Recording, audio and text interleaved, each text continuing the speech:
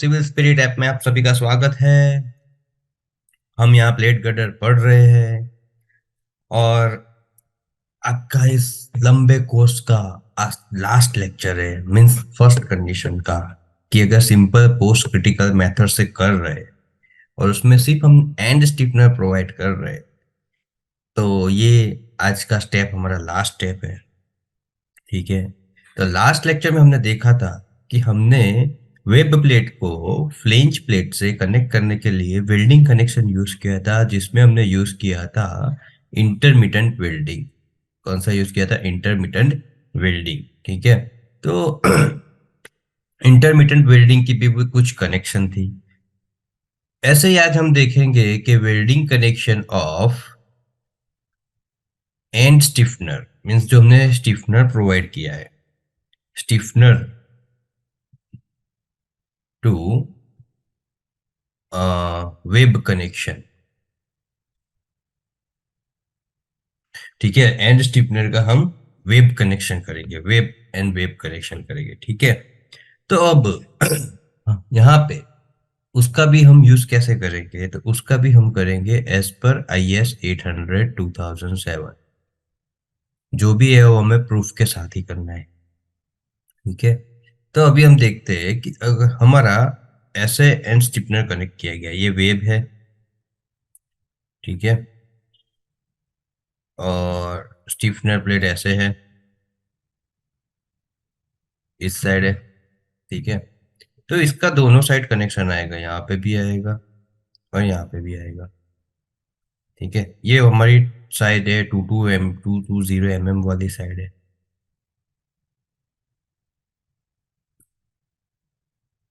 ठीक है। तो अगर उसे सामने से देखा जाए तो उसकी फिगर ऐसी होगी। अगर हमारा ये फ्लेंज है, यहाँ पे भी ये फ्लेंज है। ठीक है। तो यहाँ पे ऐसे इसका एंड स्टिफनर होगा और उसका वेल्डिंग ऐसे किया जाएगा। अब वो इंटरमीडिएट करना है या फिर सॉलिड करना है, वो हम डिसाइड करेंगे ये स्टेप के अंदर। ठीक है।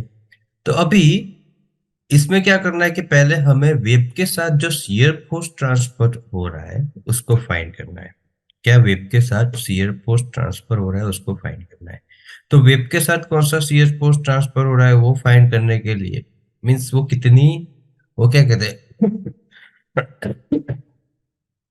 पर शियर फोर्स कितना ले रहा है, पर वर्टिकल फोर्स कितना ले रहा है। तो हमारा वर्टिकल फोर्स हमें क्या मिलेगा? Net shear force. क्या मिलेगा? Net shear force divide by length of welding, divide by length of welding. Okay. तो नेट शियर फोर्स यानी कि क्या? कि जो शियर फोर्स एक्चुअल में लग रहा है, नेट शियर फोर्स यानी कि व्हाट? नेट शियर फोर्स यानी कि vertical shear force minus resisted shear force. और वो रेजिस्टेड कौन सा? जो हम स्टिफनर प्लेट यूज कर रहे हैं वो कितना रेजिस्ट कर रहा है, उसको यहाँ से डिडक्ट करना है। ठीक है। जो हमने वो कौन से स्टेप में फाइंड किया था? स्टेप नंबर 5 में फाइंड किया था। FCDW क्या था? Design load carrying capacity.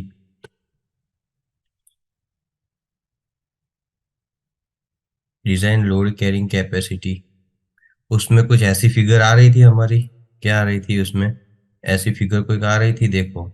यहाँ से हम ऐसे लेंगे और यहाँ से हम उसे, ये फ्लेंज है, दोनों फ्लेंज है, ये वेब पोर्शन है, ये उसकी मिडल लेंथ थी। ठीक है। यहाँ पे पॉइंट लोड लग रहा था, यहाँ से 45 डिग्री पे जो वो हो रहा था, और ये पूरा हमें N1 मिला था। ठीक है। तो हमारी FCDW की वैल्यू क्या आई थी? तो चलो हम इसमें ही देख लेते हैं, पूरा स्टेप नहीं करते, इसमें ही हमारी वैल्यू चेक कर लेते हैं कि FCDW की वैल्यू हमें क्या मिली थी। Design load carrying stiffener. ठीक है। यहाँ पे हमें FCDW की वैल्यू मिली थी कैलकुलेशन करने के बाद, ये 320.5 किलो न्यूटन। क्या मिली थी? 320.5 किलोमीटर। तो हम ये वैल्यू यहाँ पे कंसिडर करते हैं, 320.5 किलो न्यूटन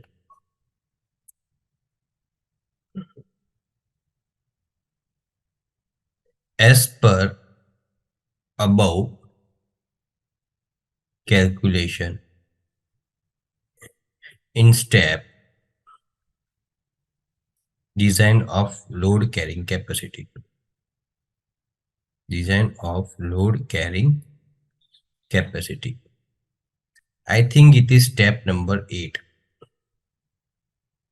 ओके, पर उसमें क्या था कि उसमें ये था कि हम स्टीफनर को यहाँ पे कंसीडर कर रहे थे और दोनों साइड डिवाइड हो रहा था. But after calculating the sum we have provide only end stiffener. We haven't provide any intermediate stiffener. ठीक है, तो हमने एंड स्टीफनर प्रोवाइड किया है, तो हमारी एक्चुअल फिगर क्या आएगी? हमारी एक्चुअल फिगर ऐसी आएगी. ये हो गया हमारा फ्लेंज प्लेट, ये भी हो गया हमारा फ्लेंज बॉटम प्लेट, और यहाँ पे हमारी एंड स्टिफनर आएगी. ठीक है, तो जो हमारी एक्चुअल फिगर आएगी वो ऐसे आएगी 45 डिग्री. इट मीन्स हमारा N1 सिर्फ इतना ही होगा.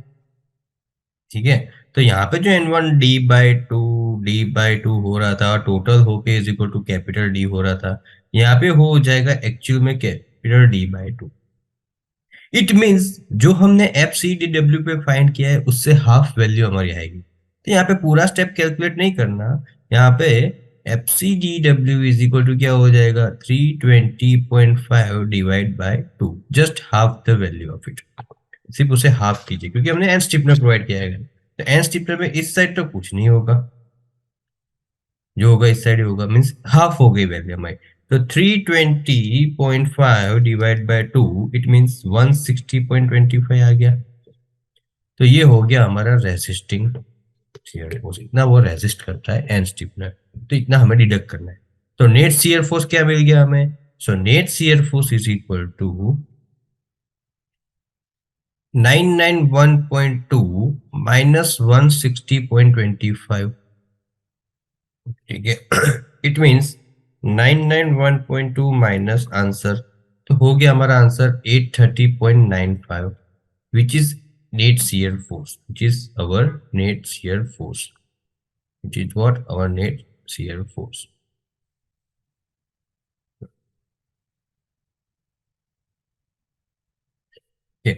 तो अब हमारा इक्वेशन क्या था क्यू के लिए? तो क्यू का इक्वेशन था हमारा net shear force divide by length of weld. अब हमारी जो वेल्डिंग है वो वेब पोर्शन में हो रही है, तो हम वेब पोर्शन की लेंथ कितनी है? 1400 है, तो लेंथ हमारी 1400 हो जाएगी. तो यहाँ पे 830.95 डिवाइड बाय 1400 mm. ओके, तो हमारा आंसर क्या है? 813.95 divide by 1400 means 0.60 kilo newton per mm हो गया हमारा. और mm इतना फोर्स कंसिडर कर रहा है. ठीक है, और ये तो हो गई सिर्फ वेब पोर्शन की बात. अब हमने 220/12 mm का पूरा प्रोवाइड किया गया है. जो एंड स्टिफनर प्रोवाइड की है वो कौन सी है? 220/m की प्लेट प्रोवाइड की है ऐसे. तो देखते, हमने तो इसकी बात की अभी. यहाँ पे वेल्डिंग करना है. ठीक है, ये वेल्डिंग हो गया हमारा. ये वेब जा रहा है, देखो हमारा वेब पोर्शन जा रहा है ये हमारा. तो इसका भी कुछ मीनिंग तो होगा ना. तो चलो उसके लिए हम देखते हैं कि आईएस कोड में क्या बोला गया है. तो एज पर आईएस कोड हमें क्या बोला गया है? That we have to check. Check check check कहाँ पे है हमारा इक्वेशन? ये बहुत छोटा छोटा है ना, दिख नहीं रहा है मेरे को. यहाँ पे है. चलो, हाँ ये रहा. देखो क्या लिखा है, connection of intermediate stiffener to web. अब हमारा एंड स्टिफनर है, तो क्या लिखा है यहाँ पे वो देखते हैं. Intermediate transverse stiffener are not subject to external loading, should be connected to the web so as to withstand shear between each component, stiffener and wave if not less than this. Okay, if not less than, तो क्या बोला है? each component of the stiffener and the wave of not less than. अब यहाँ पे क्या दिया है? Equation T W square by 5bs. और क्या लिखा है? For stiffener subject to external loading the shear between the wave and the stiffener due to such loading has to be added to the above value. Means क्या है कि जो हमने पर mm ये फाइंड की ये वैल्यू पर इतना शियर फोर्स है, वो हमने फाइंड किया है, उसमें ये वैल्यू ऐड कर देनी है। ठीक है, तो हम यहाँ पे दूसरा फाइंड करेंगे क्यू। क्या फाइंड करेंगे दूसरा? हम फाइंड करेंगे Q1। ठीक है, तो Q1 क्या है यहाँ पे? TW² by 5BS। TW is nothing but the wave thickness and radius means outstand width of stiffener. Outstand width कितनी हो गई स्टीपनर की? आउटस्टैंड विड्थ हमारी हो गई ये 220 mm। ओके, तो let us find this value. TW² यानी कि 12² divide by 5 into 220। So what we get the value? So 12 square divide by 5 into 220, we get the value 0.13 kilonewton per mm. Okay, so let us add this value. So total Q is what? Q1 plus Q2, which is 0.13 plus 0.60, which we get 0.73 kilonewton per mm. Okay, but the welding will be done on both sides of the end stiffener.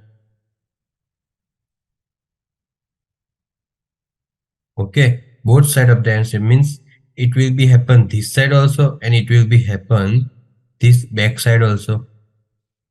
Okay, so the force will be divided by 2. So the the force per mm will be divided by 2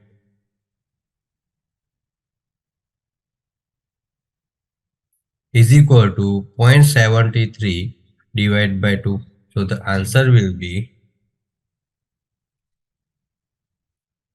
0.365 kilo newton पर M. Means हमारा जो force है वो इतना resist करना चाहिए, कितना? 0.365 kilo newton पर एम। पर हमने अगले स्टेप में, इससे पहले के स्टेप में ही फाइंड किया हुआ है कि हमारा जो सेक्शन है, हम जो वेल्डिंग कर रहे हैं, वो कितना रेजिस्ट कर रहा है? हम जो वेल्डिंग कर रहे हैं वो रेजिस्ट कर रहा है, ये वाला स्टेप में जो दिया गया है। कौन सा? हाँ, ये वाला स्टेप में ये रहा। P is equal to 0.793 kilo newton per mm resist कर रहा है, सॉरी किलो न्यूटन mm, इतना रेजिस्ट कर रहा है हमारा फोर्स। ठीक है, तो यहाँ पे हम लेंगे the size of welding which we have taken।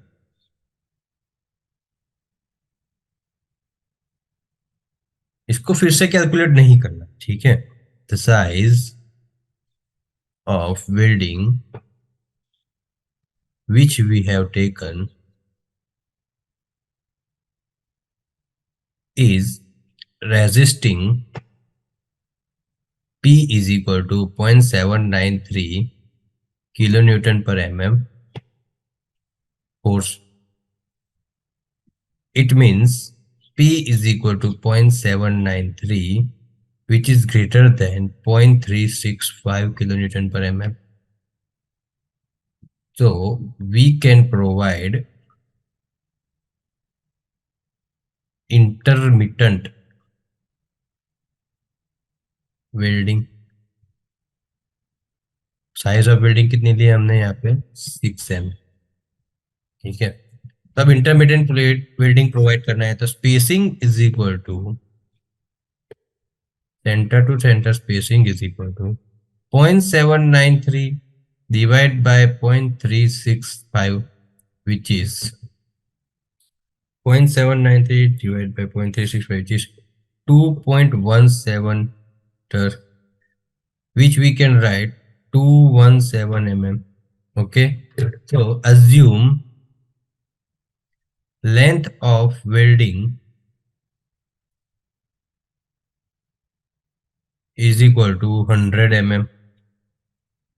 वो भी कंडीशन है कि 4 should be greater than 4 into 6 4 into S or 40 mm, which we get 4 into 6 is equal to 24 mm और 40 mm as per I S 800।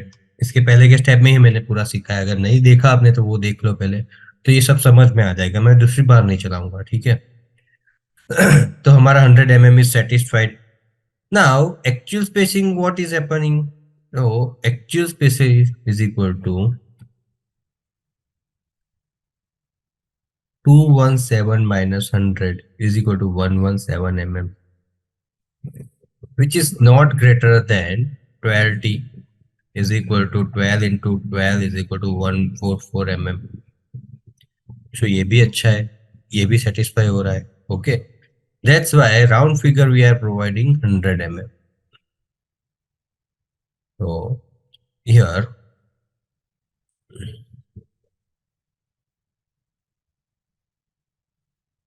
for the connection of stiffener plate to wave plate using welding connection,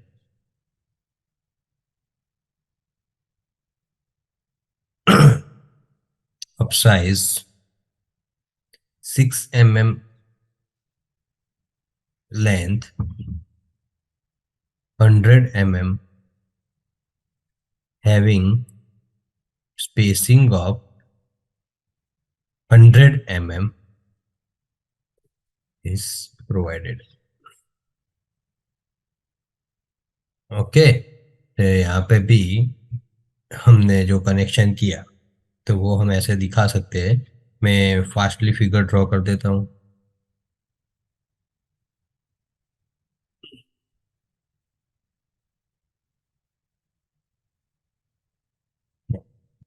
ये हो गया हमारा and stiffener plate, ठीक है। तो हम यहाँ पे दिखा सकते हैं।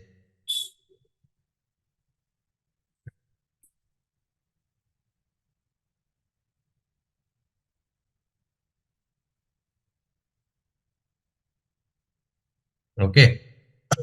और एक्चुअल फिगर हमारी क्या है कि ऐसे भी फिग यहाँ पे आ ही रहा है, वेल्डिंग दोनों का साथ में दिखा दिया मैंने, ठीक है। ओके, ये भी वेल्डिंग हो ही रहा है, यहाँ पे कंटिन्यूटी आ गई। तो ये हो गई हमारी फ्लेंज प्लेट। साइज कौन सी है, 500 mm बाय 40 mm। ये हो गई हमारी वेब प्लेट। साइज कौन सी है इसकी, 1400 mm बाय 12 mm। ये हमारा हो गया एंड स्टिफनर।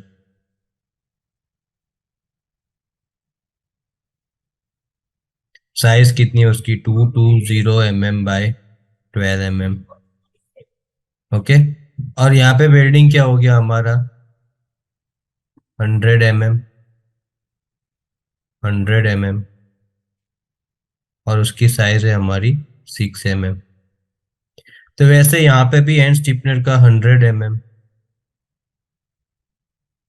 स्पेसिंग है 100 mm, और इसकी साइज भी क्या हो गई हमारी 6 mm। मीन्स दोनों के लिए अगर वेब प्लेट को फ्लेंज से कनेक्ट करना है तो भी साइज हमारी हो गई 100 mm, 100 mm, 6 mm, और एंड स्टिफनर को भी वेब प्लेट से कनेक्ट करना है तो उसकी भी हो गई 100 mm, 100 mm और 6 mm। तो वो सारी हमें सेटिस्फाई हो गई है और हम सारे चेक में पास भी हो गए।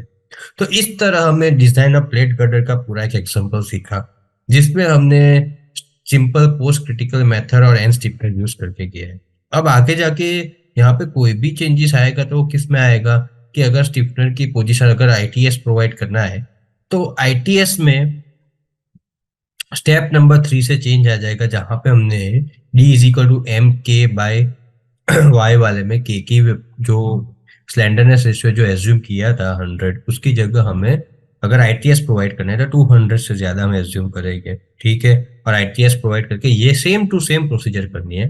फिर भी मैं उसके वीडियोस डालने का ट्राई करूंगा, पर ये एक पूरा न्यूमेरिकल अगर आप समझ लोगे तो पूरा प्लेट गर्डर आपको आराम से समझ में आ जाएगा। तो ये लेक्चर में इतना ही। अब मिलते हैं हमारे नेक्स्ट लेक्चर में, जिसमें मैं आपको plate girder with different condition explain करूंगा with numerical. Okay, till that, bye.